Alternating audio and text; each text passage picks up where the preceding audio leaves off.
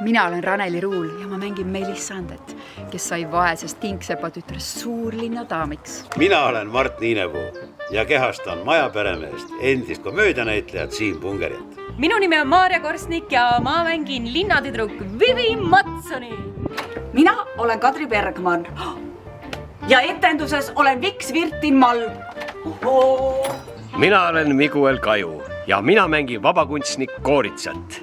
Ma tulin, et Taali. Mina olen Lili Liinev, etenduses mängin peretütar Taalit. Minu tütar on Marta, keda mängib Aleksandra. Mina olen Robert Vaap ja ma näitan teile professori Bordonossovi selles etenduses. Mina olen Aivar Luht ja mängin Taeveret, kes on jurist. Mina olen Janne-Gert Adra ja mängin edukat maailma näinud noorhärra Ronka. Tema on Kutimuti.